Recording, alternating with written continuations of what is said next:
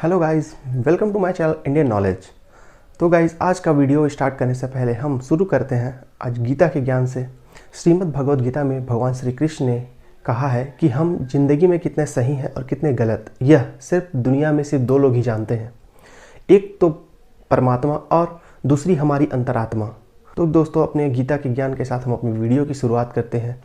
आज का हमारा टॉपिक है एंटरप्रेन्योर, बिजनेस और जॉब्स। सोशल मीडिया का दौर है और आजकल के सभी सोशल मीडिया प्लेटफॉर्म्स में सबसे ज़्यादा जोर इसी एंटरप्रेन्योर, बिजनेस और जॉब्स के बारे में दिया जा रहा है।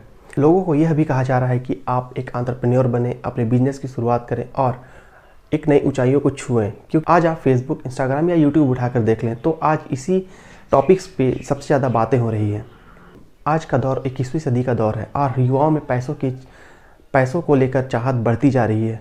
और यह अच्छी बात है हमारे भारत देश के लिए, क्योंकि भारत एक विकासशील देश है और यही एंटरप्रेन्योर भारत को एक दिन विकसित देश की श्रेणी में लाकर खड़ा कर देगा। क्योंकि किसी देश के विकास के लिए सबसे बड़ा जरिया होता है एक उद्यम या तो एंटरप्रेन्योर, जिसे हम इंग्लिश में एंटरप्रेन्योर के नाम से जानते हैं। आज के दौर में भारत में बेरोजगार युवकों की संख्या में काफ़ी ज़्यादा इजाफा हो रहा है, जिसके कारण लोग अपने नौकरी पे ध्यान ना देकर ज़्यादातर लोग एंटरप्रेन्योर बन रहे हैं या तो बिजनेस कर रहे हैं।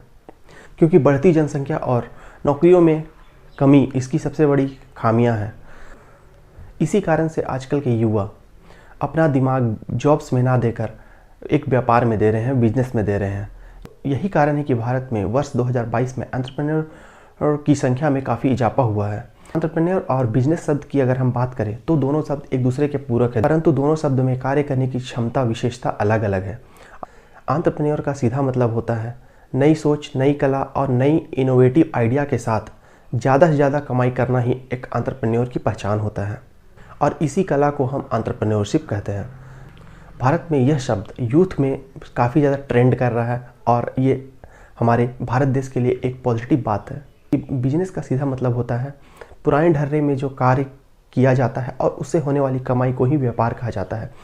अगर हम दोनों का एग्जाम्पल उठाकर देखें तो कोई व्यक्ति अगर 1 केजी आम 50 रुपये केजी के दर से लेकर आता है और वह उसी आम को 80 रुपये केजी के दर से बेचता है और उसे 30 रुपये प्रॉफिट होता है, तो उसे हम सिंपल सी भाषा में व्यापार कहते हैं। वहीं एक एंटरप्रेन्योर उसी आम को 1 केजी आम को 50 रुपये केजी की दर से लाता है और उसी आम को वह 10 गिलास में, छोटे छोटे गिलास में बाँट कर उस आम का वह जूस निकालता है और उसे एक अच्छे पैकेजिंग करके वह 50 रुपीज़ पर गिलास के हिसाब से बेचता है। उसी ही हम एंटरप्रेन्योरशिप कहते हैं। तो दोनों में काफ़ी अंतर है, जिसमें पहले व्यापार में हमें 30 रुपये की कमाई हुई और एंटरप्रेन्योरशिप में हमें 450 रुपये की कमाई हुई। तो दोनों चीज़ में कितनी बड़ी डिफरेंस है, कितना बड़ा असमानता है, यह तो हम देखते ही हैं। परंतु एंटरप्रेन्योरशिप में नई इनोवेटिव आइडिया के साथ काम करना पड़ता है, जिसमें रिस्क की संभावना काफ़ी ज़्यादा होती है। अगर किसी इंसान को एंटरप्रेन्योर बनना है तो उसमें 4 विशेषताएं होनी चाहिए। अगर किसी व्यक्ति में यह 4 विशेषताएं अगर होती हैं तो ही व्यक्ति एक सफल एंटरप्रेन्योर बन सकता है। तो सबसे पहले उस व्यक्ति पे जोखिम लेने की क्षमता होनी चाहिए। जोखिम लेने के साथ साथ उसे एक नई सोच, नई इनोवेटिव आइडिया में काम करना चाहिए। नंबर 2, उसे एक अच्छी प्लानिंग के तहत काम करना चाहिए। तीसरा, इनोवेटिव आइडिया के साथ स्टार्टअप करना चाहिए। चौथा है लीडरशिप। एक एंटरप्रेन्योर में लीडरशिप एबिलिटी होनी चाहिए कि वह किसी कस्टमर से किस प्रकार से कन्वर्सेशन करता है। अपने आइडिया के साथ एक एंटरप्रेन्योर को दृढ़ संकल्प के साथ जुनूनी होना काफ़ी ज़रूरी है। बिना जुनून के एंटरप्रेन्योरशिप सफल नहीं हो सकती है। इन सभी शब्दों को अगर हम जोड़ कर देखें तो एक एंटरप्रेन्योर उसी को कह सकते हैं जो अपने इनोवेटिव आइडिया को व्यापार का स्वरूप दे सके, उसे ही हम एंटरप्रेन्योर कहते हैं। अगर भारत में सफल एंटरप्रेन्योर की बात करें तो उसमें MBA चाय वाला के प्रफुल्ल बिल्लोर का नाम आता है। सेकंड में चाय सुट्टा बार के अभिनव दुबे का नाम आता है। उसी तरह बोट के फाउंडर अमन गुप्ता को हम कैसे भूल सकते हैं। उसी प्रकार से जोमेटो के फाउंडर दीपेंद्र गोयल। तो दोस्तों, काफ़ी सारे एंटरप्रेन्योर भारत में सफल हुए हैं और होते जा रहे हैं, क्योंकि 4-5 साल पहले इनका किसी प्रकार का कोई व्यापार भारत में नहीं था, परंतु वो अपनी एक नई सोच, नई इनोवेटिव आइडिया और जुनून के साथ काम करने के साथ वो अपनी कंपनियों को काफ़ी बुलंदियों पर ले चुके हैं। इन सभी ने अपने बिजनेस की शुरुआत छोटे उद्यम से ही की थी। जैसे कि प्रफुल्ल बिल्लोर ने अपने MBA चाय वाला की शुरुआत एक छोटे से ठेले में चाय बेचकर की थी, जो कि भारत में काफ़ी ज़्यादा पॉपुलर हो चुका है और MBA चाय वाला का ब्रांच चेन हर एक प्रदेश, हर एक ज़िले में खुलते जा रहा है। उसी प्रकार दोस्तों, आप अपने आइडिया को एक मूर्त रूप देकर एंटरप्रेन्योरशिप में बदल सकते हैं और अपने कैरियर की शुरुआत कर सकते हैं। मेरा तो यह भी मानना है दोस्तों कि जॉब्स करने वाले जो हमारे दोस्त हैं, जो हमारे भाई हैं, हमारे बंधु हैं, उन्हें भी अपना एक आइडिया क्रिएट करके व्यापार करना चाहिए। उन्हें भी अपना पैसा व्यापार में लगाना चाहिए, चाहे वह किसी भी माध्यम से हो। इसका सीधा मतलब होता है जहाँ रिस्क है वहाँ पैसा है, जहाँ जुनून है वहाँ पैसा है, और जहाँ इनोवेटिव आइडिया है वहाँ पैसा है। भारत में स्टार्टअप्स को लेकर अगर हम पिछले 5 सालों की बात करें तो उससे पहले स्टार्टअप्स के बारे में किसी का कोई सोच नहीं था।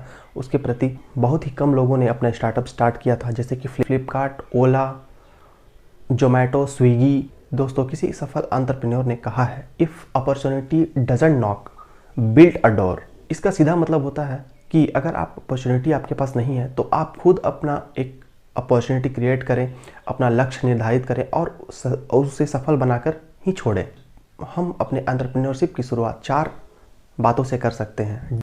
Define goal, take action, stay focus and get success. Entrepreneurship की अगर हम बात करें दोस्तों, तो इसमें काफ़ी सारी बातें हैं। अगर हम एंटरप्रेन्योरशिप को 4 भागों में डिवाइडेड करें तो सबसे पहला आता है स्मॉल बिजनेस एंटरप्रेन्योरशिप, सेकंड है, दूसरा है स्केलेबल स्टार्टअप एंटरप्रेन्योरशिप, थर्ड है लार्ज कंपनी एंटरप्रेन्योरशिप, चौथा है सोशल एंटरप्रेन्योरशिप। तो दोस्तों, इसी के माध्यम से हम अपने एंटरप्रेन्योरशिप करियर की शुरुआत कर सकते हैं। पहला है दोस्तों स्मॉल बिजनेस एंटरप्रेन्योरशिप, जिसमें हम अपने बिजनेस की शुरुआत छोटे तरीके से कर सकते हैं, छोटे बजट से कर सकते हैं। अब व्यापार छोटा है और उसकी शुरुआत अभी फ़िलहाल हुई है, तो उसे हम स्मॉल बिजनेस एंटरप्रेन्योरशिप कहते हैं। स्केलेबल स्टार्टअप एंटरप्रेन्योरशिप उसे कहते हैं जो 10 लाख से ऊपर के बिजनेस को ही हम स्केलेबल स्टार्टअप एंटरप्रेन्योरशिप कहते हैं। इसी प्रकार जिसका टर्नओवर करोड़ों में होता है उसे हम लार्ज बिजनेस एंटरप्रेन्योरशिप कहते हैं, और उसे हम कंपनी का स्वरूप दे सकते हैं, जैसे कि प्राइवेट लिमिटेड्स इत्यादि। उसी प्रकार लार्ज कंपनी एंटरप्रेन्योरशिप उसे कहते हैं जिसका टर्नओवर करोड़ों में होता है। तो दोस्तों, आप अपने दिमाग में इसी प्रकार की सोच, इसी प्रकार की इनोवेटिव आइडिया ला सकते हैं। व्यापार के माध्यम से आप उसे एक अपना मूर्त रूप दे सकते हैं और एक सफल एंटरप्रेन्योर्स कहला सकते हैं। भारत में एंटरप्रेन्योरशिप को प्रचलन में लाने के लिए एक शो की शुरुआत की गई है, जिसे हम शार्क टैंक इंडिया के नाम से जानते हैं। उसमें काफ़ी सारे जजेस होते हैं जो कि कंपनी के मालिक हैं, जैसे कि बोर्ड के फाउंडर अमन गुप्ता, भारत पे के अर्शनील ग्रोवर, उसी प्रकार से मामा अर्थ की फाउंडर, लेंसकार्ट के फाउंडर और शादी.com के फाउंडर, सभी शार्क टैंक इंडिया में शामिल हैं और जजेस में हैं। और इन्होंने भी अपनी बिजनेस की शुरुआत काफ़ी छोटे माध्यम से की थी और इनका करोड़ों का टर्नओवर है। अगर उन्हें किसी एंटरप्रेन्योर की सोच, इनोवेशन में अगर उन्हें समझ आता है, उन्हें अगर भरोसा लगता है, तब वो अपना पैसा उस एंटरप्रेन्योर में लगाते हैं और उसके स्टार्टअप्स को पुश बैक करने में उनका काफ़ी सफल योगदान रहता है। इसी कारण से काफ़ी सारे एंटरप्रेन्योर उस शोज़ में जाते हैं और अपने आइडिया को उनके पास रखकर पैसा लेते हैं और अपने बिजनेस को सफल बनाने में सहयोग प्राप्त करते हैं। तो दोस्त, आप भी अपने सोच, अपने इनोवेटिव आइडिया के साथ एंटरप्रेन्योरशिप की शुरुआत कर सकते हैं। आप अपने इनोवेटिव आइडिया के साथ, अच्छी प्लानिंग के साथ, अच्छे विज़न के साथ अपने एंटरप्रेन्योरशिप, अपनी कंपनी, अपनी उद्यमिता को स्टार्ट कर सकते हैं। तो आज हम इस टॉपिक एंटरप्रेन्योरशिप, बिजनेस और जॉब्स, इस टॉपिक को आज हम यहीं पे ख़त्म करते हैं। तो गाइज़, मिलते हैं आपसे अगली वीडियो में अच्छी जानकारी, अच्छी नॉलेज के साथ। गाइज़, अगर ये कंटेंट अगर आपको पसंद आया होगा तो इसे आप लाइक करेंगे, इस चैनल में आप नए हैं तो सब्सक्राइब कर देंगे और इस वीडियो को ज़्यादा से ज़्यादा शेयर करेंगे। तो गाइज़, मिलते हैं आपसे अगली वीडियो में। तब तक के लिए जय हिंद, जय भारत।